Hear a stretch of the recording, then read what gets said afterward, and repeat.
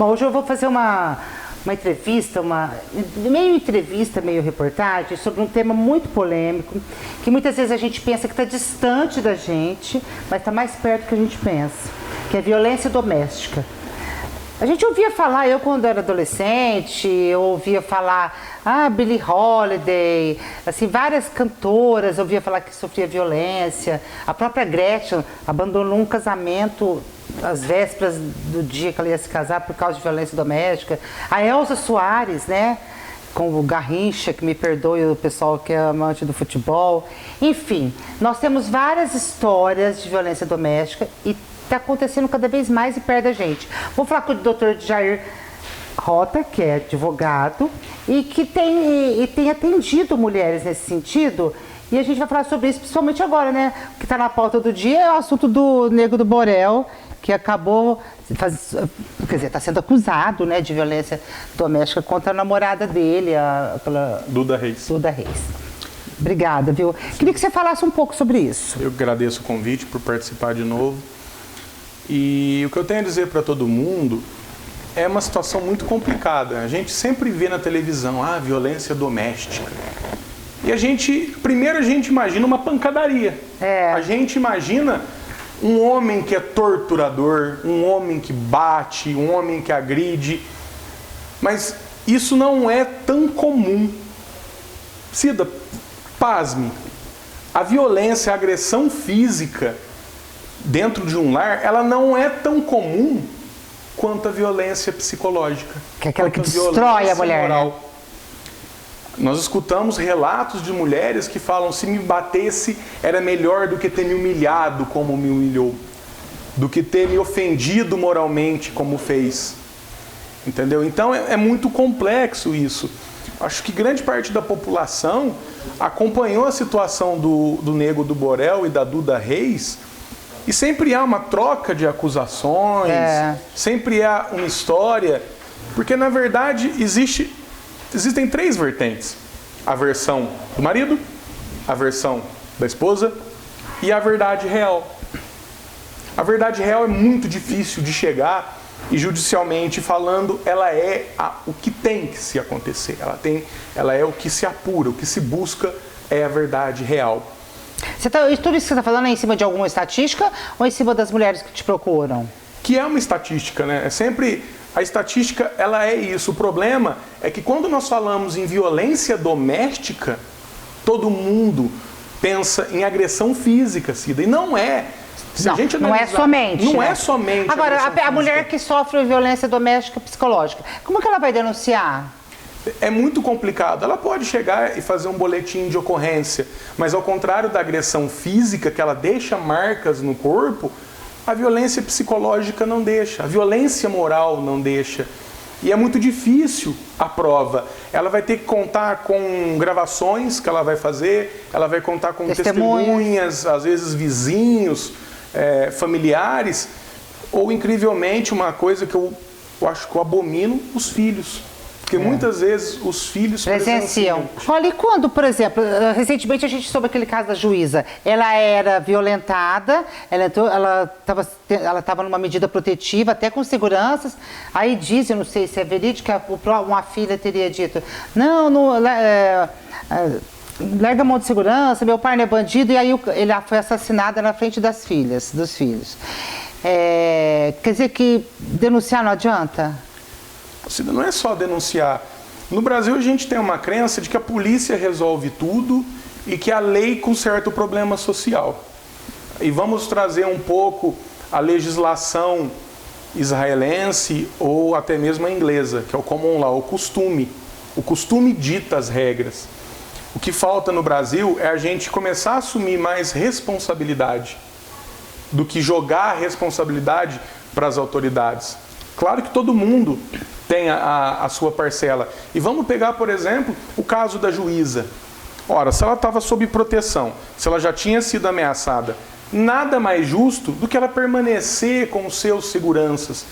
Porque o mais valioso que a gente tem é a nossa vida, depois a nossa liberdade. Então, quando ela renunciou aos seguranças, que a gente brinca, deu sopa pro azar. E não pode.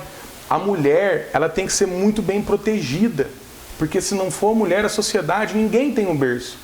Um homem pode morar num palácio, mas ele só vai ser um lar quando tiver uma mulher lá dentro. Agora vamos falar de caso. Eu ouvi um relato recentemente de pessoa que não quer, ainda está com medo de denunciar tudo, de uma mulher de que sistematicamente ela é agredida, ele machuca, chama de vagabunda, quebra o que tem dentro de casa, faz isso na frente dos filhos.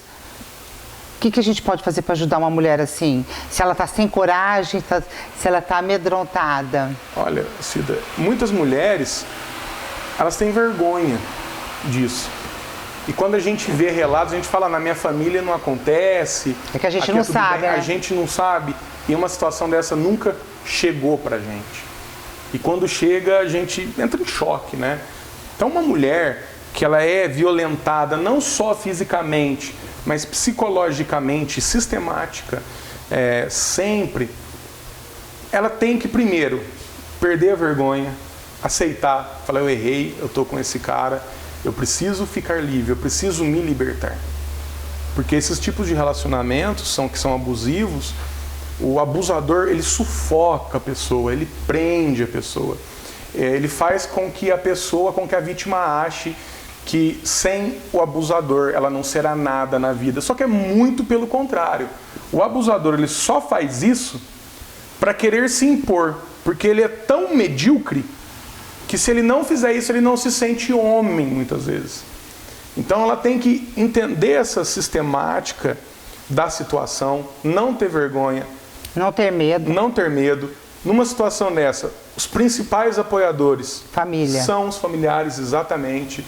Depois procurar uma autoridade competente.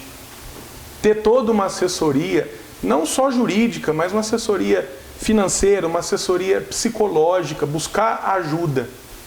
Porque muito embora um hematoma de um empurrão, de um tapa, ele vai sumir, mas o machucado do sentimento, o machucado mental, ele vai ficar. Então ela tem que assumir que houve isso, que houve o erro, entender que mesmo que ele te bata hoje e amanhã ele te leve flores pedindo perdão... É mentira, né? É mentira. Isso vai se repetir. E cada vez pior, você acha? Exatamente, cada vez pior. No caso da juíza, Cida, eu tenho certeza que foi aumentando as agressões. Ele vai melhorar. Coitado, ele estava estressado. Coitado, ele estava bêbado. E por fim ela morreu.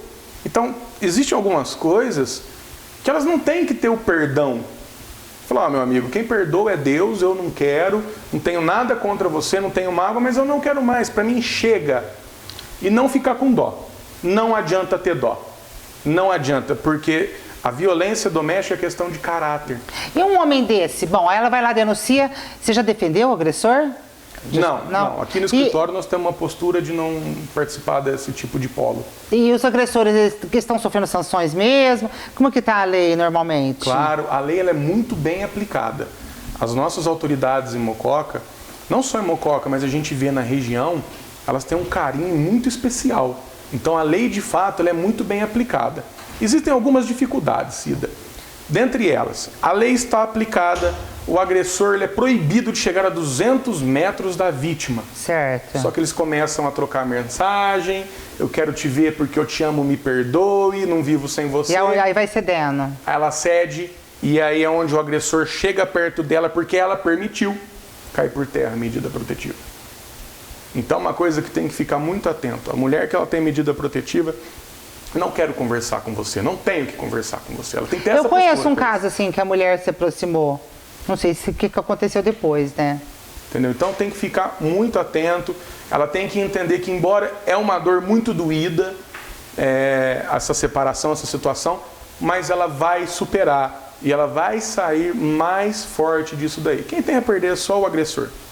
Se você pudesse mandar um recado para essas mulheres que nesse momento estão sendo violentadas tanto psicologicamente, fisicamente e até sexualmente, né? Muitas vezes a gente encontra isso, a mulher tem mais vergonha ainda de contar. Então, agora eu vou falar com o Sargento Cardoso, que na verdade ele está na linha de frente, né, gente? É ele que vai lá, ele que vê o que realmente está acontecendo, ele todo o comando da polícia, né, Sargento? Queria agradecer a entrevista, a sua disponibilidade e dar os parabéns pelo trabalho de vocês aqui na região, que está bem atuante, né? Sim, obrigado. Obrigado a todos. Deixa eu falar, Sargento, você trabalha em Mococa, São José... Tapiratiba e Caconha, Como a área está? da terceira companhia. Ah, a terceira companhia. Como é que está a nossa região nessa questão da violência doméstica? Olha, a nossa área é uma área segura, até temos vários casos chamados, que a Polícia Militar tenta atender o mais rápido possível, dar o pronto atendimento. E nós temos vários chamados nessa situação de violência doméstica aqui na nossa área. Tem gente que diz que com a pandemia a polícia não está atendendo ou que eles estão chamando, isso não procede. Não procede, a Polícia Militar continua trabalhando normal, então qualquer solicitação ela vai ser atendida, sim. Quem está sendo agredido? Ou o vizinho pode denunciar também, né? Um vizinho, um amigo, um parente, certo? Pode. E onde que liga? A pessoa tendo ciência aí da violência doméstica, tanto a vítima quanto alguém que tiver ciência, pode ligar 190, a Polícia Militar. Então o vizinho pode denunciar e todos têm que ligar no 190 e dar o máximo de informações possíveis. Sim, endereço, local, características das partes envolvidas. Todos esses detalhes ajudam a gente a identificar onde está o problema. Mas, por exemplo, um exemplo, né? Ou um pai está agredindo um filho, ou um marido, um companheiro agredindo a companheira, naquele momento ela não vai conseguir ligar para a polícia. Você tem alguma sugestão? Sair correndo? Qual que é a sugestão que você dá?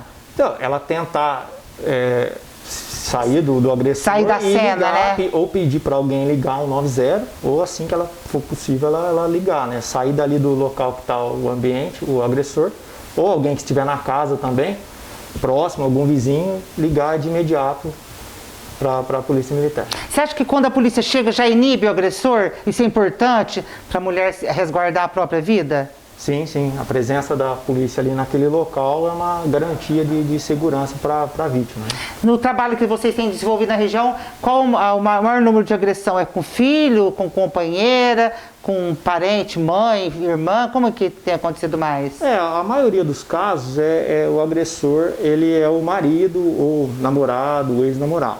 Mas nós temos vários casos também de filhos, netos, então tudo isso configura violência doméstica. Então qualquer um dessa situação pode acionar, a Polícia Militar vai dar o atendimento. Bom, a gente está falando de agressão dentro da casa, né? Agora imagine que a pessoa estão separados, o homem não aceitou a separação, e ele consegue entrar dentro da casa, geralmente pela porta da frente. Qual que é o teu conselho para as pessoas que se separam e percebem que o homem já está ameaçando? Bem, a pessoa, a primeira medida imposta normalmente é o afastamento dele do lar. É uma medida para garantir a segurança da vítima. Então ela deve acionar a Polícia Militar, fazer a ocorrência para sair então essa medida protetiva, e caso o agressor não cumpra, ele poderá sofrer outras sanções como prisão preventiva. Então é muito interessante ela registrar isso para que ela tenha essa proteção. Sargento, qual que é o teu conselho para as pessoas que nesse momento estão nos assistindo e podem eventualmente estar sendo vítimas de violência doméstica, ou uma vozinha, uma esposa, uma ex-namorada, uma filha, um filho, né? Um menor, né? Qual que é o seu conselho? O conselho nosso é fazer a denúncia, né? Não ficar com medo, fazer a denúncia, procurar a Polícia Militar através do telefone 190, quando o fato estiver ocorrendo, a Polícia Civil também, para coibir então essa ação desse agressor. Qual foi o caso que você atendeu, que mais te estremeceu, sem citar nomes? É claro, teve algum caso que te chocou?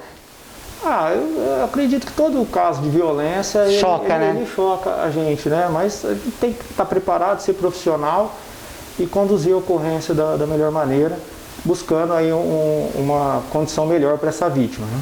Tá bom, obrigado, sargento. Como o Dr. Jair Rota falou da violência psicológica, que é aquela que é difícil de detectar, que muitas vezes a mulher sofre a vida inteira e nem se dá conta que está sofrendo, né? convidei o Rick Boteon, que é o psicólogo que estuda sobre esse assunto, e ele me falou umas coisas bem bacanas nos bastidores, quero compartilhar com vocês. Seja bem-vindo, obrigado. Uma das coisas que você me falou é que romantizam muito essa violência e a pessoa nem percebe, não é isso? É, isso mesmo, Ciro.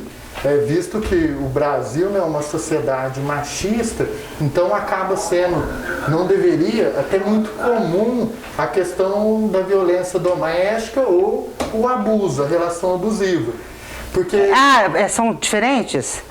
Que daí vamos supor, na verdade, uma relação abusiva... É uma violência. É uma violência doméstica. Porque a gente tem vários tipos de abuso, igual a questão do abuso psicológico, ele, na verdade, é o que sustenta a violência dentro de uma relação. Porque quando a gente fala de relacionamento abusivo, é quando há a tentativa de dominar ou controlar o outro. Então, aí que se entra a questão do abuso. Um exemplo, a roupa.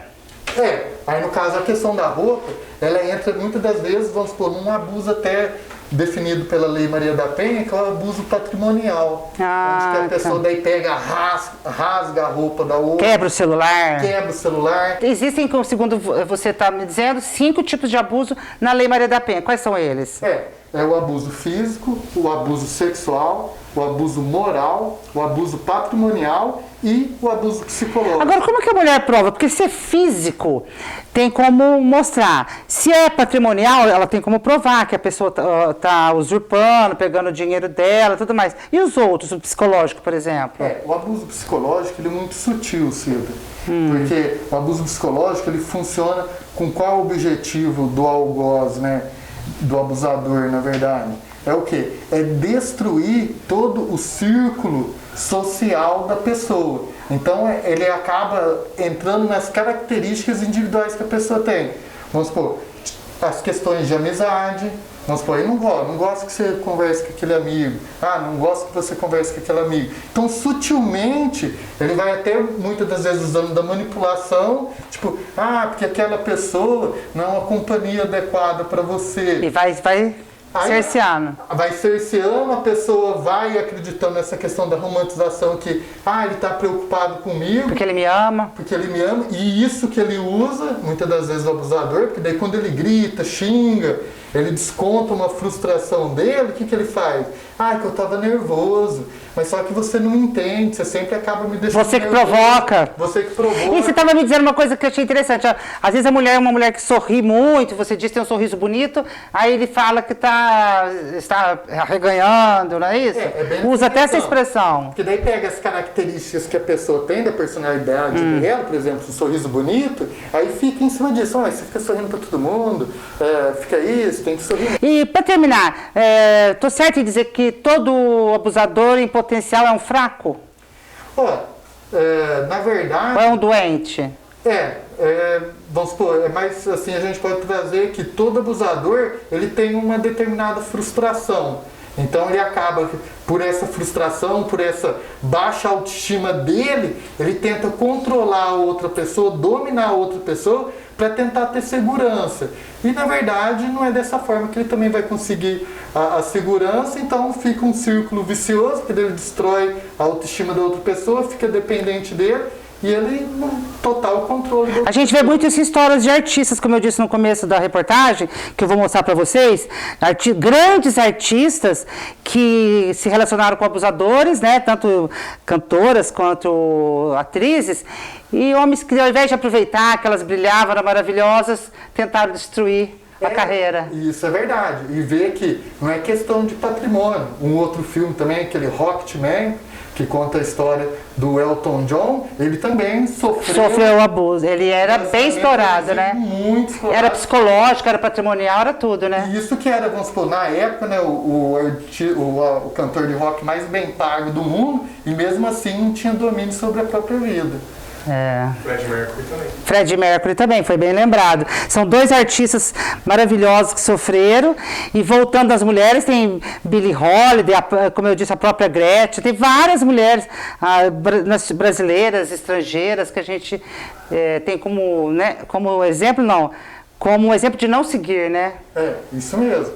Então, fica a dica, né, para o pessoal que está assistindo, caso tenha alguma identificação com o próprio relacionamento, ver que não é uma questão de romantização. Os ciúmes, ele não tem nada de positivo. Então isso não pode ser uma prova de amor. Então uma prova de amor nada mais é que a liberdade e a pessoa continuar sendo o que ela é. Porque sendo o que ela é o que chamou a atenção do parceiro. E tem uma frase que eu nunca mais vou esquecer que eu aprendi com o psiquiatra.